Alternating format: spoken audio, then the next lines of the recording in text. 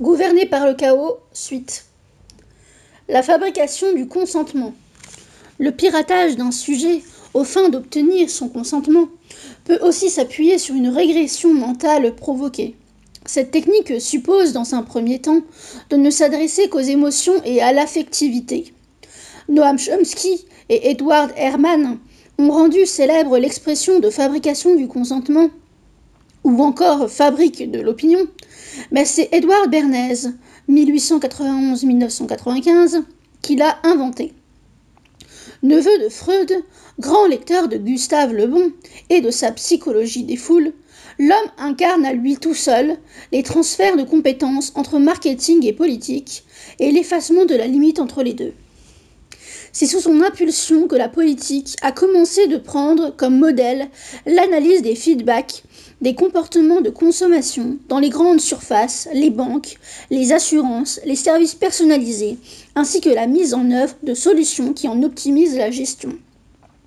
Analyse de marché, segmentation du public, définition d'un cœur de cible, création artificielle de nouveaux besoins, etc. Fondateur de la propagande moderne, qu'il prit soin de rebaptiser Conseil en relations publiques, pour en améliorer l'image, Bernays a non seulement inventé diverses techniques publicitaires, mais il a encore orchestré des campagnes de déstabilisation de gouvernements latino-américains pour la CIA. Ce qui distingue les régimes démocratiques des dictatures n'est alors plus qu'une simple question de méthode, plus subtile en démocratie, car parvenant à façonner l'opinion du peuple sans même qu'il ne s'en rende compte. Comme Bernays le dit lui-même dans son ouvrage Princeps de 1928, intitulé Propaganda, la manipulation consciente, intelligente des opinions et des habitudes, organisée des masses, joue un rôle important dans une société démocratique.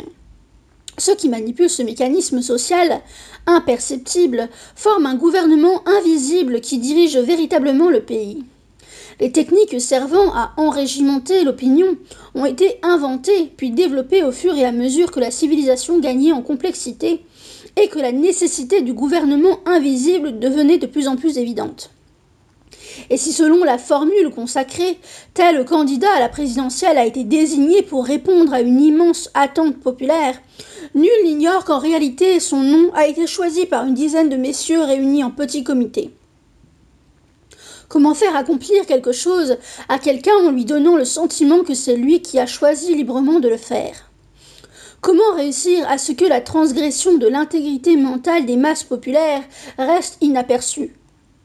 Comment faire en sorte que le pilotage des masses présente toutes les apparences de la démocratie et du respect de la souveraineté populaire?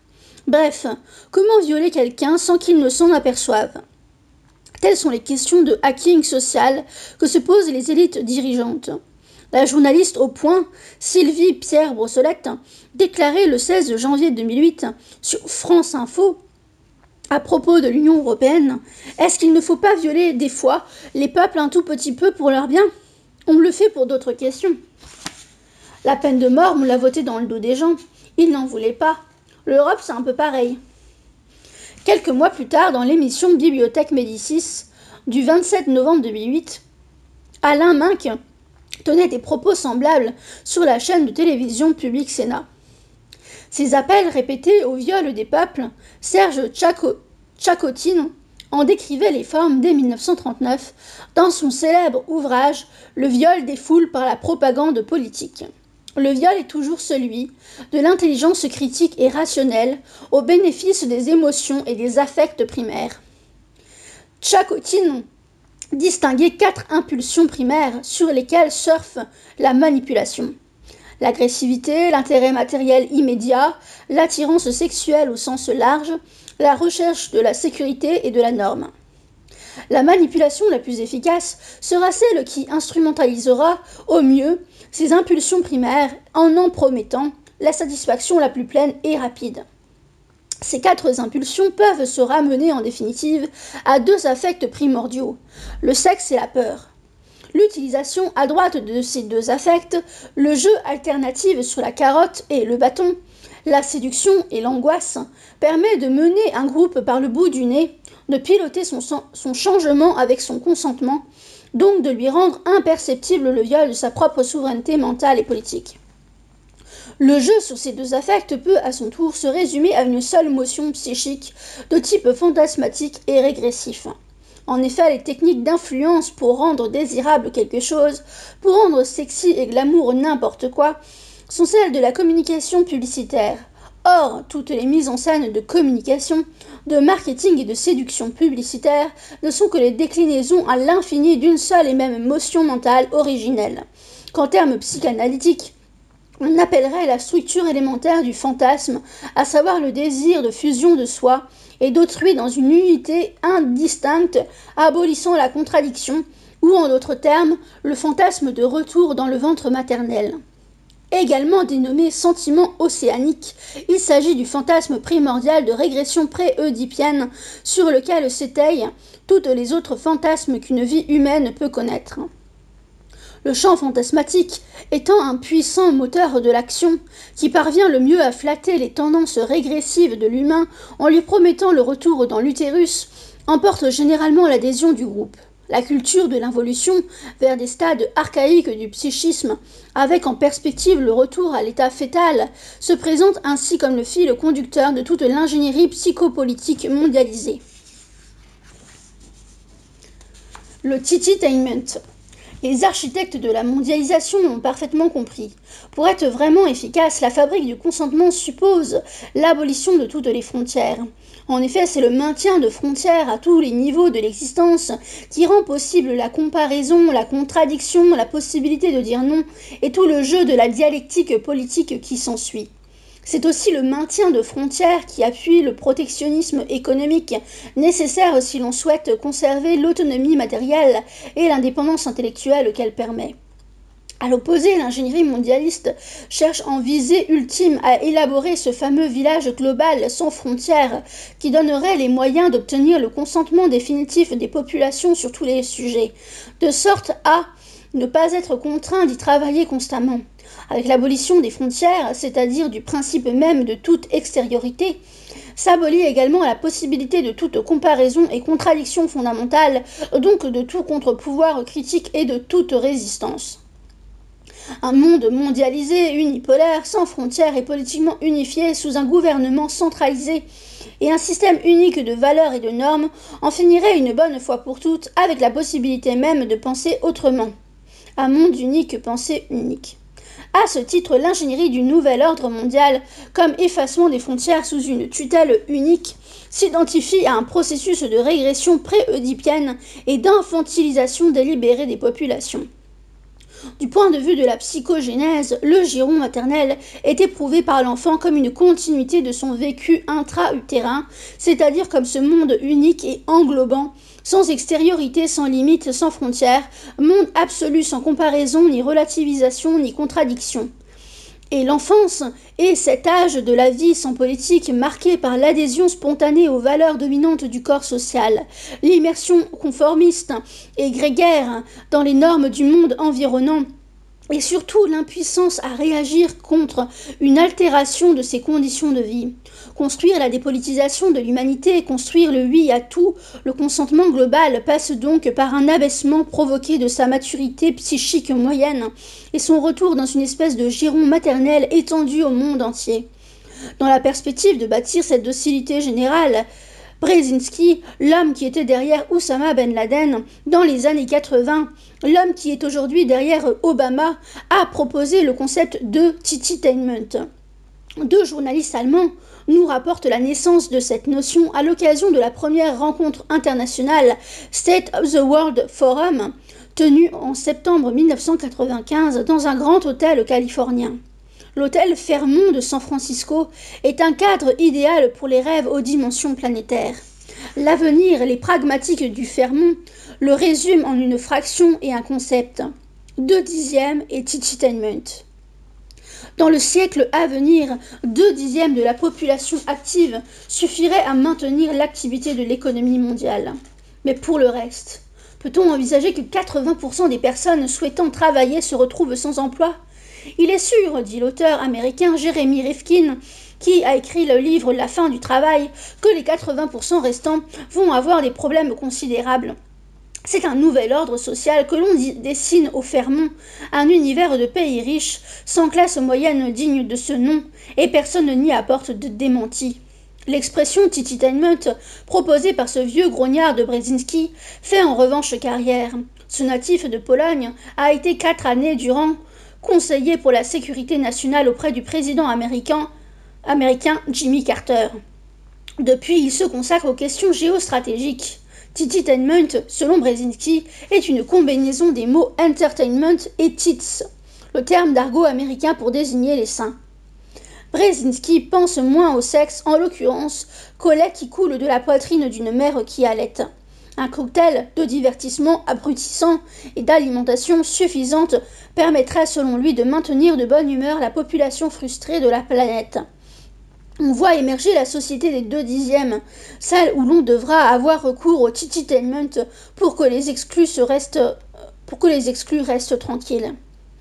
Le songe creux et infantilisant dans lesquels Brzezinski propose d'enfermer les populations pour mieux les contrôler présente les caractéristiques d'une sorte de réalité virtuelle complètement dépolitisée. Un Disneyland global fondé sur la consommation et le spectacle. La sécurisation totale du pouvoir des élites s'appuie nécessairement sur la déréalisation de l'existence de la plèbe, déréalisation qui consiste en un réenchantement du monde forcené. Thème de l'université d'été 2005 du MEDEF, dont le but est de parvenir à faire creuser gentiment sa propre tombe à quelqu'un, puis à l'y faire descendre avec le sourire et à se recouvrir de terre dans la joie et la bonne humeur. On reconnaîtra ici la tendance sociologique dite du cocooning, jouant le rôle d'un nouvel opium du peuple, bien plus efficace que la religion car totalement dénuée d'effets de sublimation. L'ingénierie sociale se donne ainsi pour objectif de rendre tolérable et même désirable une involution civilisationnelle profondément morbide en la parant de tous les traits du rajeunissement perpétuel, donc appareillement de la vitalité et de l'avenir, avec pour visée ultime la fœtalisation de l'humanité au moyen de son insertion dans un environnement social conçu à l'image d'un immense utérus artificiel, c'est-à-dire dénué de frontières et de contradictions. Le stade intra-utérin et par extension tous les stades immatures, nouveau-nés, nourrissons, bébés et jeunes enfants se caractérisent certes par leur fidélité organique, mais surtout par leur plasticité mentale aisément malléable, ainsi que leur état d'aliénation totale complètement à la merci d'autrui. La ilfozygate freudienne. Il s'agit donc de reproduire dans l'extra-utérin les conditions d'une existence intra-utérine, fusion avec autrui dans un grand tout homogène et enveloppant, obéissance au mouvement général, jouissance continue et immédiate, complétude, identité unifiée, absence de tension, de contradiction, de contestation, pure positivité, donc fin de l'histoire, fin de tout, en un mot le paradis, le cocon définitif. De nombreux auteurs ont étudié d'un point de vue critique les aspects de cette régression pré-oedipienne globalisée. À commencer par Gilles Châtelet dans son Vivre et penser comme des porcs, de l'incitation à l'envie et à l'ennui dans les démocraties marchées. Les autres titres ne sont pas moins éloquents, de Jean-Claude Michéa, L'enseignement de l'ignorance et ses conditions modernes, à Dany Robert Dufour, L'art de réduire les têtes sur la nouvelle servitude de l'homme libéré à l'ère du capitalisme total, en passant par Charles Mellman et Jean-Pierre Lebrun, L'homme sans gravité, jouir à tout prix, Michel Schneider, Big Mother, psychopathologie de la vie politique, et Jean-Claude Lyaudet, Le complexe du but ou la névrose libérale.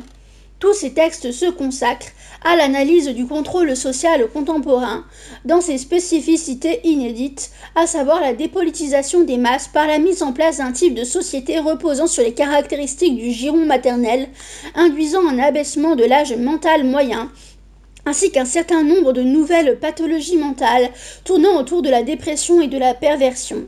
En cherchant à abolir toutes les frontières, donc toutes les limites, et dans le même geste la notion même d'extériorité, de monde extérieur, objectif réel, l'ingénierie mondialiste cherche ainsi à construire une forme de société déréalisée s'appuyant sur une culture de l'intériorité, de la fusion charnelle dans un bloc identitaire homogène et du rejet corrélatif de tout ce qui est hétérogène, autre, bref de tout ce qui rappelle le père, c'est-à-dire l'instance qui fissure, l'emprise exclusive et englobante du monde maternel pour introduire au monde extérieur et au réel. Le pied dans la porte. Une autre manière de construire le consentement à la régression s'appuie sur ce que l'on pourrait appeler une ingénierie de la mise en situation obligeante. Dans leur classique de la psychologie sociale, petit traité de manipulation à l'usage des honnêtes gens, les deux chercheurs, Robert Vincent Joule et Jean-Léon Beauvois, décrivent ainsi plusieurs stratégies d'induction comportementale qui, à chaque fois, respectent le sentiment de liberté des sujets manipulés. Il s'agit dans tous les cas de construire la servitude volontaire, c'est-à-dire faire non seulement accepter, mais encore désirer au sujet manipulé ce que l'on a en fait décidé à sa place en le mettant dans une situation d'engagement à poursuivre un comportement. La technique du pied dans la porte, ou technique du saucisson, qui consiste à faire avaler le tout par petites tranches, est une des plus connues. Joule et Beauvois la résument ainsi.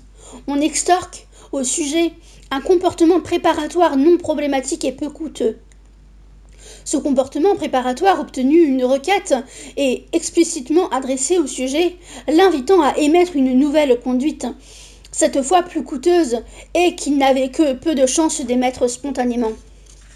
En procédant de manière graduée, il est ainsi possible d'orienter petit à petit la démarche d'un sujet, individu ou groupe, et même de lui faire entreprendre librement une dégradation de sa situation, tout en lui donnant l'impression qu'il améliore son sort et qu'il agit de son propre chef, alors qu'on lui a fait prendre une décision irrationnelle et allant contre son intérêt. L'étude psychologique de l'induction de prise de décision irrationnelle a été initiée par Lewin dans ses fameuses expériences de modification comportementale que Joule et Beauvois rappellent brièvement. Il faut savoir gré à Kurt Lewin, 1947, d'avoir le premier insisté sur de telles conséquences de l'activité de décision. Inutile de rappeler dans le détail ces expériences maintenant célèbres dans lesquelles il compare l'efficacité de deux stratégies visant à modifier les habitudes de consommation de ménagères américaines. Acheter des bas morceaux de boucherie plutôt que des pièces nobles, du lait en poudre plutôt que du lait frais, etc. Cette fabrique du consentement au changement dirigé vers le bas réclame toujours beaucoup de délicatesse dans la manière de procéder. Toute précipitation ou attaques massives sont proscrites. Ainsi, dès 1996, un rapport publié dans le cahier de politique économique de l'OCDE faisait les préconisations suivantes pour liquider les services publics d'État en provoquant le moins de réactions possible. Si l'on diminue les dépenses de fonctionnement, il faut veiller à ne pas diminuer la quantité de services, quitte à ce que la qualité baisse. On peut réduire par exemple les crédits de fonctionnement aux écoles et aux universités, mais il serait dangereux de restreindre le nombre d'élèves ou d'étudiants. Les familles réagiront violemment à un refus d'inscription de leurs enfants, mais non à une baisse graduelle de la qualité de l'enseignement. Cela se fait au coup par coup, dans une école et non dans un établissement voisin, de telle sorte qu'on évite un mécontentement général de la population. Obtenir le consentement non problématique à la dégradation peut aussi être considérablement favorisé par une situation de départ qui, elle, est problématique, ou du moins perçue comme telle. Toute situation humaine étant sous un angle ou sous un autre problématique, il n'y a qu'à en accentuer certains aspects, noircir le tableau pour exiger des réformes salvatrices. S'il le faut, on crée le problème par un sabotage antérieur sous la forme d'une diminution des budgets de fonctionnement, d'une dette publique savamment gonflée par la prise en compte des intérêts dans le calcul global ou de toute forme de crise planifiée, économique ou diplomatique, sociale, etc. Puis on propose une solution. Cette solution proposée ne fera qu'empirer les choses, mais comme c'est la seule voie de changement suggérée au groupe, il a l'impression d'une amélioration par simple changement de position. Le simple fait de changer quelque chose produit l'impression de changer en mieux, car le psychisme humain est d'ainsi fait qu'il envisage toujours positivement au début la sortie d'une situation difficile. Ce réflexe cognitif est la conséquence d'un optimisme instinctif d'origine biologique, sans lequel l'être vivant ne saurait se maintenir en vie. Cet engouement ne dure que jusqu'à ce que l'on se rende compte que c'était pour aller vers pire.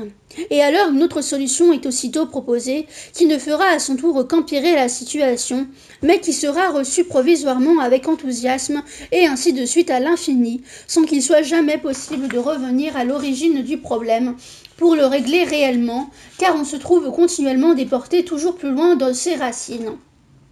La conduite du changement vise ainsi à implanter dans les esprits un c'était pire avant systématique, interdisant tout conservatisme ou retour en arrière, et ce, quelle que soit la situation même la plus dégradée que l'on puisse connaître. Il s'agit d'induire une marche en avant forcée d'un point A vers un point B, en programmant une sorte d'espoir aveugle et d'optimisme obtus pour le point B, présenté comme forcément meilleur que le point A, passéiste et réactionnaire, le tout reposant sur une bonne dose d'autosuggestion, de révisionnisme historique et de progressisme idéologique. Le mind control. Faisons encore un pas dans la régression mentale provoquée et le hacking psychosocial. Chacun se souvient des propos de Patrick Lelay, alors président-directeur général de TF1, sur le temps de cerveau disponible que sa chaîne de télévision vendait aux annonceurs publicitaires. Rien d'anecdotique dans cette formulation. Après le contrôle des émotions et des situations, l'ingénierie sociale s'est beaucoup intéressée au contrôle direct du cerveau, dans l'optique de court-circuiter le champ des représentations pour s'attaquer directement à la programmation du système nerveux dans sa matérialité la plus brute.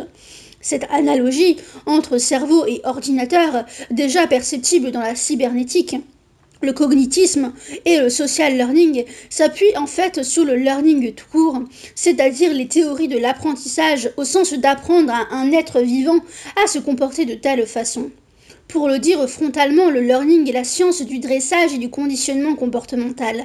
Elle fut originellement testée sur des animaux de laboratoire, mais rapidement appliquée à l'humain dès les années 40 au travers des recherches en mind control ou MK, menées dans le but de créer des candidats mandchous et des soldats parfaits, ignorant la peur, insensibles à la douleur, etc.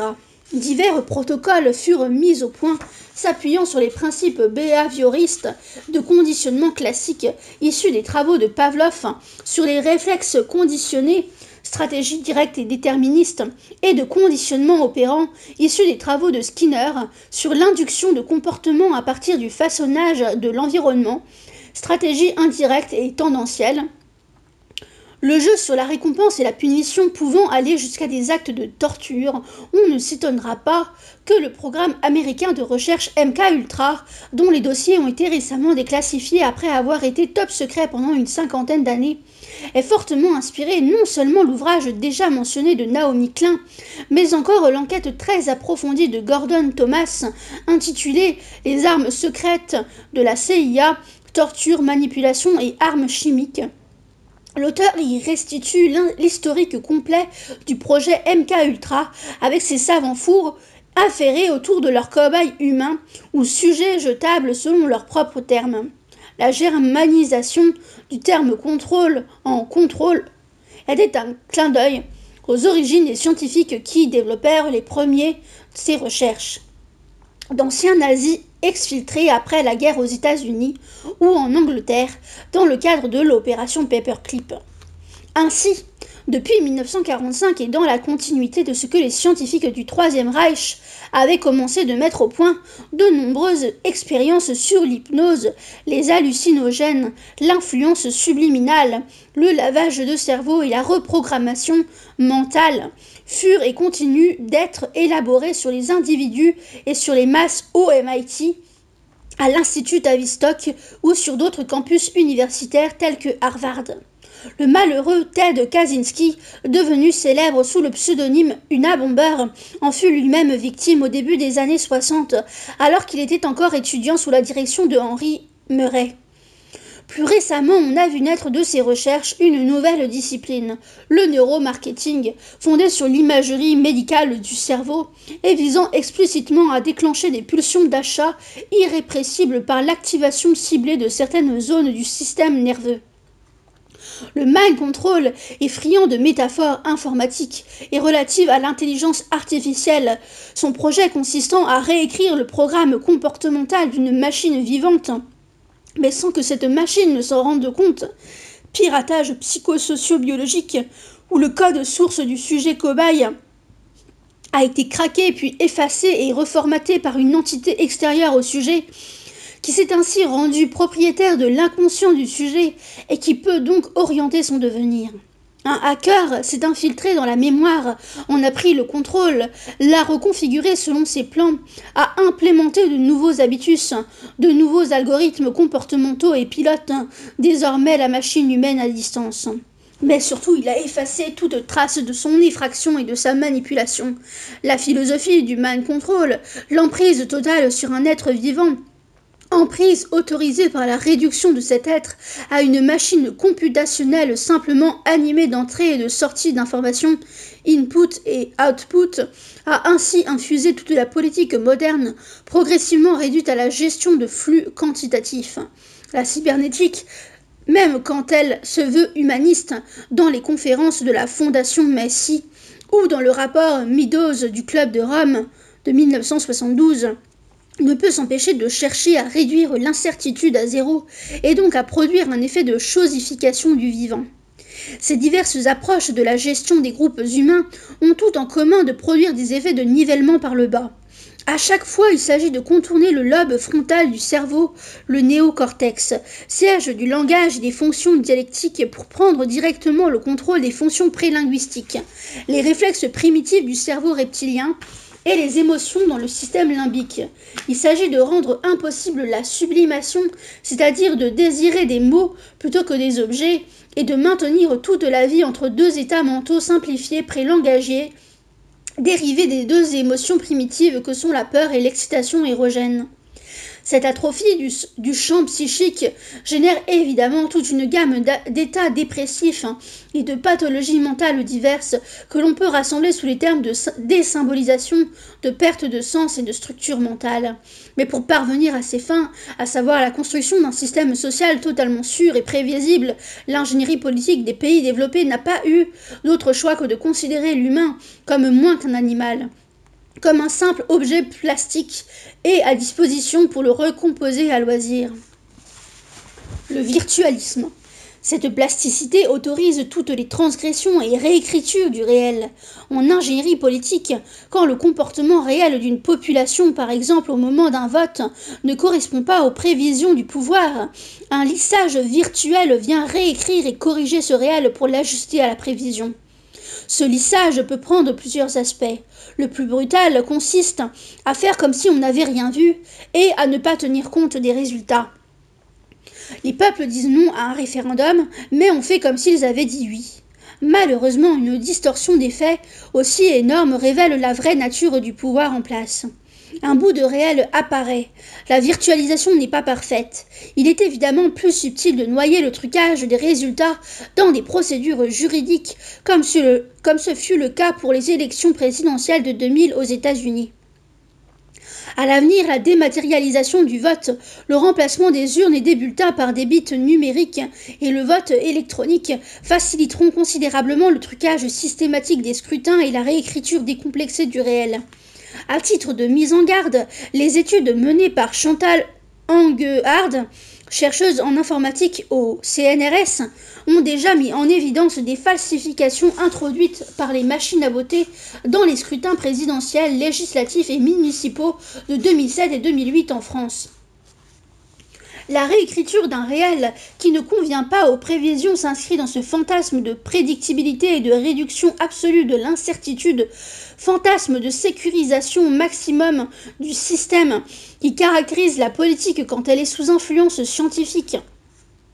Si ce fantasme sécuritaire semble légitime dans le champ scientifique, il induit dans le champ sociopolitique des effets collatéraux que l'on peut résumer ainsi. Aspiration à un contrôle total du réel, donc réification générale, chosification, transformation des sujets en objets et du vivant en non-vivant.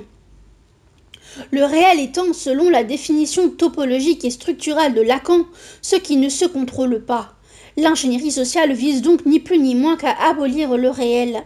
Au profit de quoi? Au profit d'une déréalisation parfaitement contrôlée, ce que Baudrillard appelait un simulacre ou une simulation. En termes topologiques, le réel n'est donc pas une chose ou une substance, pas d'ontologie, mais une place, une position. N'importe quoi peut être en position de réel dès lors que l'on bute dessus et qu'on ne le contrôle pas. À ce titre, même du virtuel peut être en position de réel, le vrai virtuel n'étant pas le contraire du réel, mais l'abolition de la distinction entre les deux. Le réel est ainsi l'autre nom de l'antagonisme originel qui fonde nos vies psychiques, la contradiction fondamentale des choses qui pose une limite à notre volonté de puissance. Dans le champ politique, le réel, c'est donc tout ce qui est en position de contre-pouvoir. C'est donc aussi tout ce qui fait peser une menace sur la sûreté et la sécurisation de mon pouvoir en tant que je le voudrais central et exclusif. Le corpus de recherche initié par Michel Foucault et Giorgio Agamben montre en détail comment cette mutation sécuritaire de la politique suit une logique carcérale. La réflexion du pouvoir politique se limitant aujourd'hui aux moyens de sécuriser totalement la gestion des populations, la criminologie en devient toute naturellement le nouveau paradigme théorique.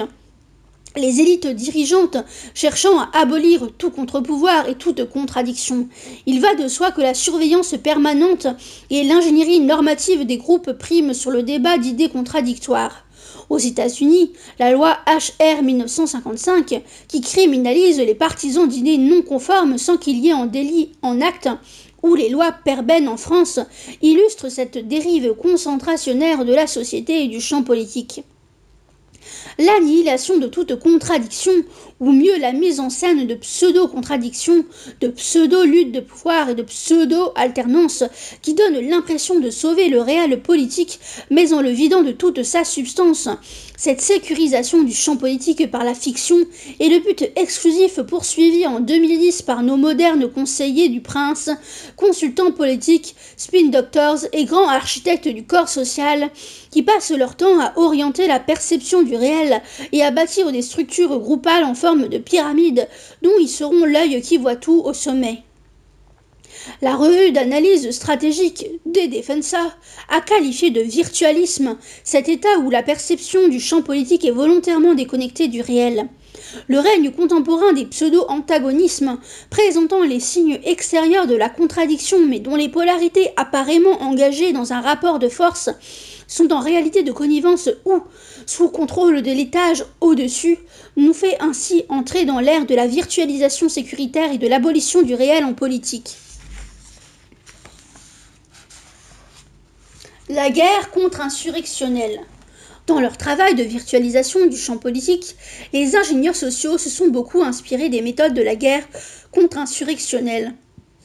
Fabriquer le consentement du peuple exige de savoir contourner, neutraliser, annihiler les risques de révolte de sa part.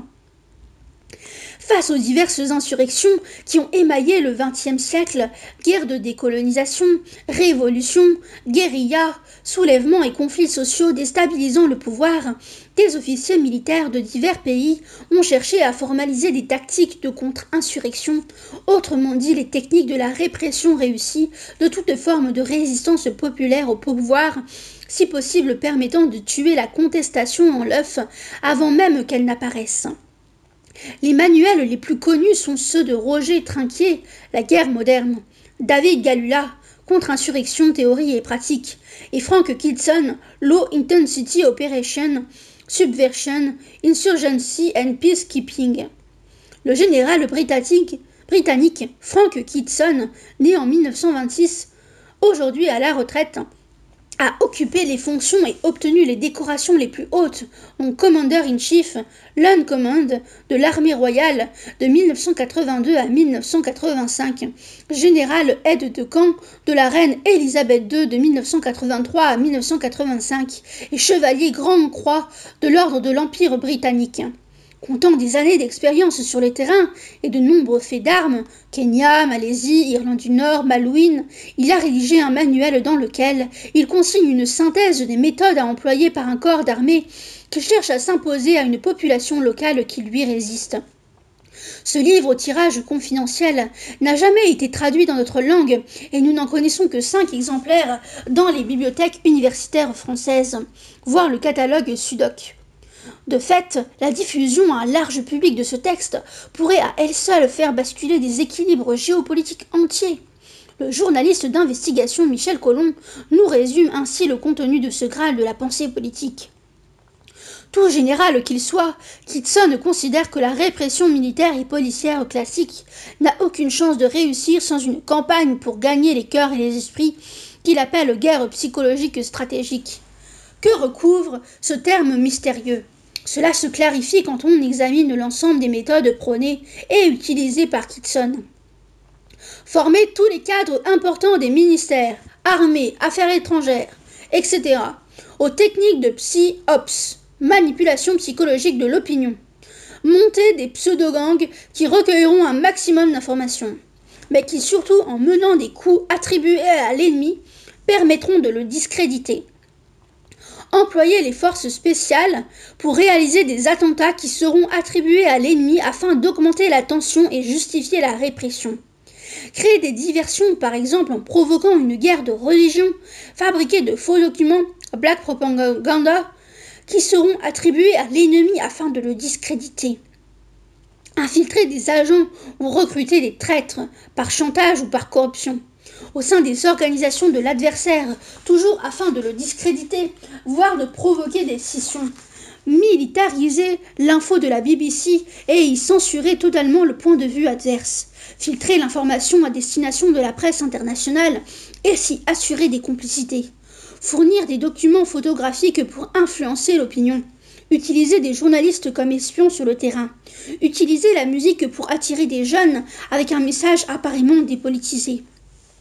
Mettre en place et populariser de faux mouvements spontanés, présentés comme neutres et indépendants, en réalité financés et téléguidés afin de diviser et affaiblir le soutien au camp adverse. Kitson pince ainsi en revue tout l'arsenal de la politique actuelle, la création de faux ennemis, de faux amis, de faux problèmes et de fausses solutions au moyen de fausses perceptions induites par de faux attentats terroristes, dits false flags, ou sous fausses bannières dans le jargon militaire, et de fausses informations, propagande noire, entièrement fausse ou grise, mélange de vrai et de faux pour mieux faire passer le faux. Toutes ces mises en scène pouvant être résumées sous l'abréviation PsyOps pour opération psychologie. Comme le souligne Christian Arbulot et ses co-rédacteurs dans La guerre cognitive, le mensonge, la manipulation, le leurre et la ruse sont les outils immémoriaux de la politique, en tant que guerre mentale des images, des mots et des représentations pour le contrôle des esprits. Dès le premier chapitre de son manuel classique, Sun Tzu écrivait « Tout l'art de la guerre est basé sur la duperie ». Plus récemment, le général Francard nous expose de manière très détaillée, dans La guerre du sens, sous-titré « Pourquoi et comment agir dans les champs psychologiques ?» comment la propagande doit s'inspirer des méthodes de communication publicitaire pour obtenir le consentement, voire les faveurs des populations visées. Et en effet, c'est au XXe siècle que la déréalisation du champ politique a atteint son apogée grâce aux médias de masse, en particulier la télévision, outil merveilleux de contrôle social, espion infiltré jusque dans les chambres des adolescents, qui est venu façonner les perceptions et mettre en forme la vision du monde de millions de citoyens. La télévision, principal vecteur des psy-ops, a permis et permet encore de faire entrer des populations entières dans une réalité virtuelle entièrement construite par le pouvoir. Le reality building. Le reality building, la science de la construction de la réalité, n'a aucune existence officielle comme théorie ou pratique constituée. Mais un peu à l'image de ces singularités cosmiques que sont les trous noirs, il est possible d'en inférer l'existence à partir des effets qu'ils produisent. Les analyses que Christian Salmon rassemble dans Storytelling nous mettent sur la piste. En effet, le storytelling, théorie en vogue chez les consultants en politique, en management et en marketing, assume déjà pleinement que le leadership et la direction de groupe soient fondés sur le fait de raconter des histoires. Ces histoires que l'on raconte peuvent être indexées sur le réel, s'appuyer sur des faits objectifs, mais pas forcément. Ici, la vérité et les faits réels sont secondaires. Le storytelling repose essentiellement sur l'élaboration d'une bonne fiction, une fiction enthousiasmante qui parle au cœur et à l'émotion et qui applique des schémas narratifs et des structures scénaristiques ayant déjà fait leurs preuves dans la littérature ou le cinéma. L'imagerie et les mises en scène spectaculaires visent à faire rêver et à produire à la demande tel ou type d'émotion dans le public, de manière à s'assurer la prévisibilité de son comportement et à garder le contrôle du système. Non pas répondre aux réactions du peuple, mais les créer carrément afin d'avoir toujours un coup d'avance sur lui. Un article du Monde notait ainsi que la campagne de Barack Obama pour les présidentielles états-uniennes inspirait considérablement les conseillers de Sarkozy. Obama, c'est l'entertainment en politique, analyse Christophe Lambert, communicant, membre de la cellule stratégique de l'UMP. Il applique les lois du cinéma à la politique. Un bon acteur, une bonne histoire, un bon récit. Obama, c'est la cohérence entre le héros et un scénario. C'est une super production politique. L'histoire d'un héros qui incarne la promesse d'une Amérique nouvelle. Il a compris, comme Nicolas Sarkozy, qu'il fallait faire de la politique un spectacle. L'équipe d'Obama ne laisse rien au hasard. Même lorsque le spectateur croit à la spontanéité, même lorsque ce sont de simples citoyens qui interviennent, tout a été préparé en amont par les équipes d'Obama. Les Américains n'ont pas peur de l'émotionnel. En France, sur cette question, on est encore mal à l'aise, note Monsieur Lambert. Et c'est pourtant le registre le plus fort. L'émotion, la famille, éventuellement les drames, les Américains utilisent tout ce qui donne de l'épaisseur à une marque. Car les communicants parlent désormais de la marque d'un candidat, la marque Obama, la marque Sarkozy. Sans doute conforté par les progrès des technologies audiovisuelles et informatiques, il semble que le marketing politique fasse un usage toujours croissant de la fiction. En ce sens, le reality building, qui vise à prendre la plus grande liberté possible à l'égard du réel, n'est que le concept radicalisé et désinhibé, poussé à son terme de la propagande et du storytelling. On ne se contente plus de raconter une histoire, on projette de faire entrer complètement autrui dans une réalité virtuelle que l'on a construite de A à Z. Le journaliste politique Ron Suskind rapportait en 2004 la conversation qu'il avait eue un jour avec un conseiller de George W. Bush. Pendant l'été 2002, après que j'eus écrit un article dans Esquire que la Maison-Blanche n'aimait pas au sujet de l'ancienne directrice de la communication de Bush, Karen Hughes, j'ai eu une discussion avec un conseiller senior de Bush. Il m'exprima le déplaisir de la Maison-Blanche, puis il me dit quelque chose que je n'ai pas entièrement compris à ce moment-là, mais qui, je le crois maintenant, concernait le cœur même de la présidence de Bush.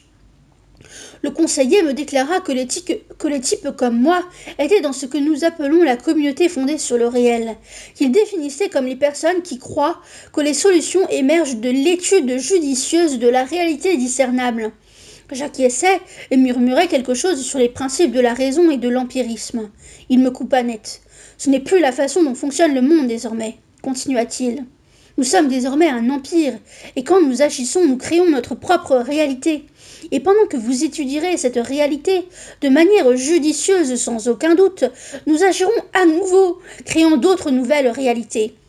Que vous pouvez étudier également, et c'est comme ça que les choses se régleront. Nous sommes les acteurs de l'histoire, et vous tous, il ne vous restera qu'à tout simplement étudier ce que nous faisons. » Le malaise provoqué par ces propos vient de ce que l'on assiste à la transgression décomplexée d'un tabou. Quelque chose de sacré se trouve piétiné sous nos yeux. Et en effet, le reality building n'hésite pas à transgresser la loi fondamentale de la condition humaine, la loi ultime de nos vies, c'est-à-dire l'affrontement au réel, le fait qu'il subsiste toujours quelque chose qui ne se contrôle pas. Chacun, quelle que soit sa position dans la hiérarchie sociale, doit se soumettre à cet arbitre, à cette autorité fondamentale et fondatrice que par définition personne ne contrôle et qui reste donc totalement impartiale et incorruptible. Nous sommes tous égaux face au réel. Or, l'ingénierie sociale vise justement à échapper à cette commune condition humaine pour élaborer une forme de vie et de politique inégalitaire où le sommet de la pyramide se détacherait complètement de la base, où le fantasme du dominant prendrait la place du réel pour devenir la loi exclusive du dominé. Ce vieux rêve de mettre son propre désir à la place du réel, rêve de pouvoir réaliser tous nos fantasmes, d'abolir toutes les limites et tout ce qui résiste à notre désir, est lui-même un effet de notre condition d'humain. Trop humain, pour qui la perception du réel est toujours découplée du réel lui-même. L'Homo sapiens n'est effectivement pas en contact direct avec le réel. Son rapport au réel est toujours médiatisé par une construction perceptive, une représentation que l'on appelle la réalité. Comme l'a thématisé Alfred Korzybski dans sa sémantique générale, le rapport entre le réel et sa représentation est exactement sur le modèle du territoire et de sa carte. Certes, nous vivons dans un territoire réel, mais il faut intérioriser une carte de ce territoire, donc une représentation de ce réel pour y survivre. La construction de la carte se fait au moyen de signes. Or, l'arbitraire du signe mis en évidence par Ferdinand de Saussure, le fait que les signes n'aient aucun rapport naturel avec ce qu'ils désignent, oblige à ce que toute construction de sens soit conventionnelle, donc culturelle, historique, relative et négociable. L'humain vit donc dans un paradoxe, avec un pied dans une réalité plastique et constructible. Représentation sémantique d'un réel, lui, incontrôlable, immaîtrisable et asémantique, où il pose l'autre pied. À défaut de construire directement le réel, on peut donc chercher à s'en approcher de manière asymptomatique, en construisant une réalité. Ensuite, le mécanisme très largement partagé de la prophétie autoréalisatrice fait le reste. À force d'agir et de penser en fonction d'une certaine image du réel, on en vient à façonner le réel lui-même selon cette image. Ce sont les divers moyens d'y parvenir que la théorie constructiviste a analysés, notamment dans l'ouvrage collectif L'invention de la réalité de l'école dite de Palo Alto, et dont Paul Václavic est le membre le plus connu. Du constructivisme ont été tirées de nombreuses applications stratégiques visant à éliminer toute forme de contestation.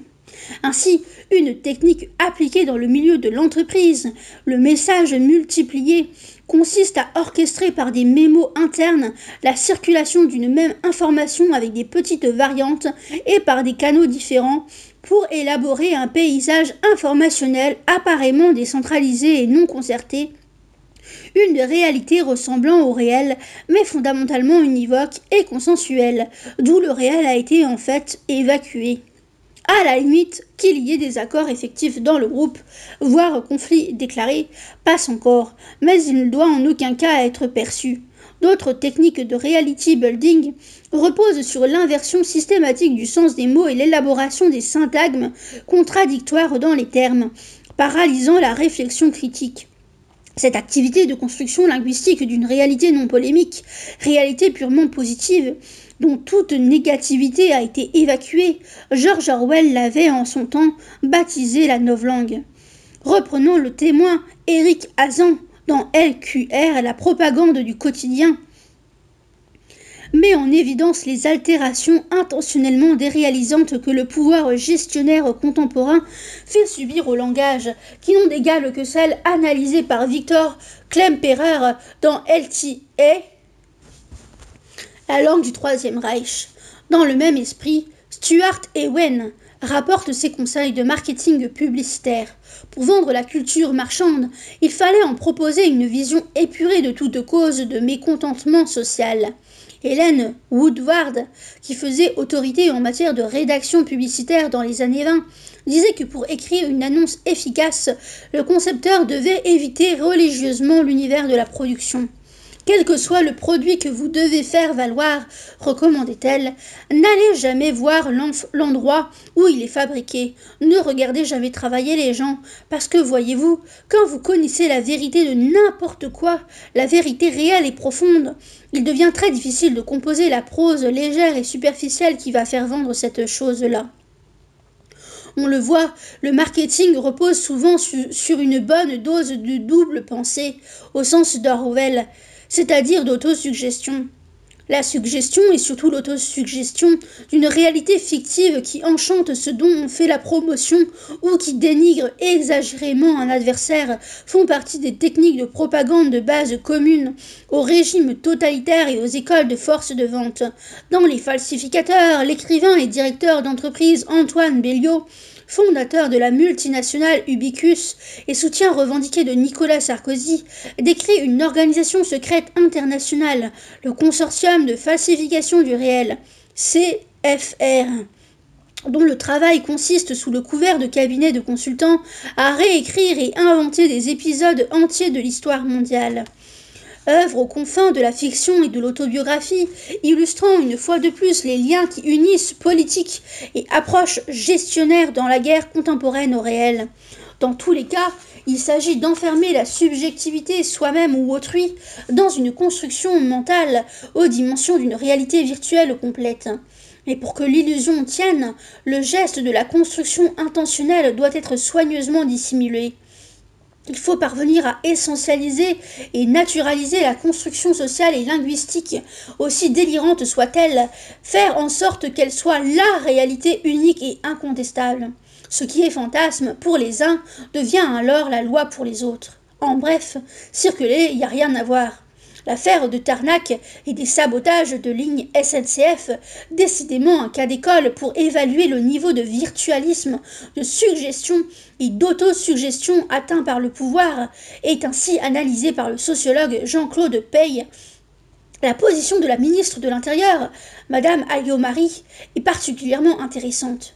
Ils ont adopté la méthode de la clandestinité.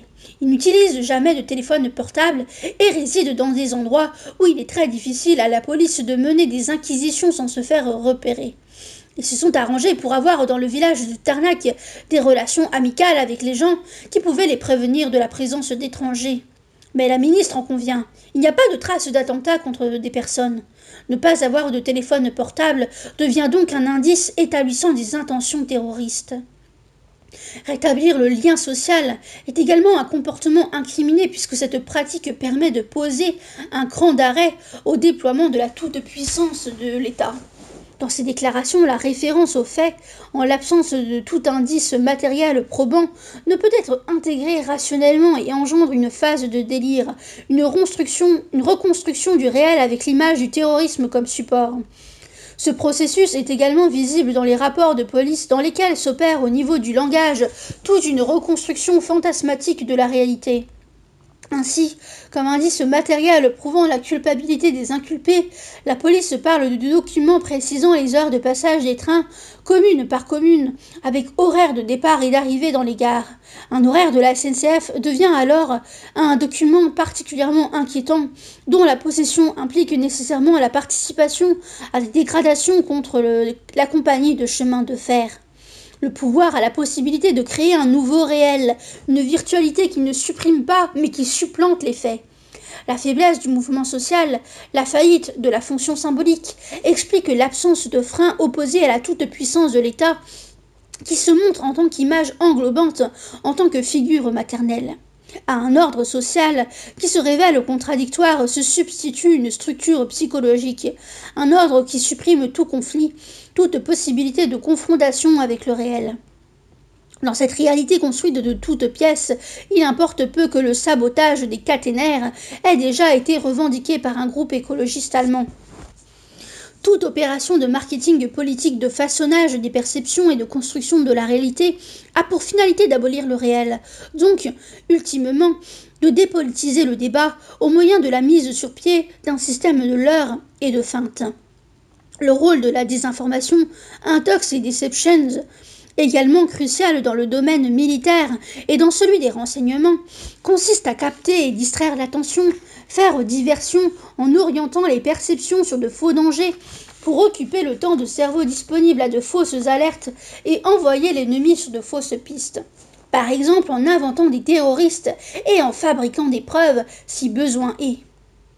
Au niveau politique, ce dispositif n'a qu'un but, ne jamais aborder la seule question sérieuse, la question qui fâche, c'est-à-dire la lutte des classes, les écarts de richesse entre classes sociales et les efforts pour résorber ces écarts. Un autre exemple de façonnage dépolitisant des perceptions fut l'introduction du communautarisme ethnique en France par le Front National au début des années 80. Probablement inconscient du rôle d'idiot utile qu'on allait lui faire jouer dans ce vaste plan d'ingénierie des perceptions, le Front National a eu comme impact sociétal d'implanter durablement la perception de l'apparence physique dans le logiciel de la culture politique française. Avant le Front National, la couleur de la peau ou le type ethnique était certes perçu, mais n'entrait pas dans la composition du discours politique. Ces données biométriques étaient reléguées au second plan de la perception d'autrui à un niveau anecdotique.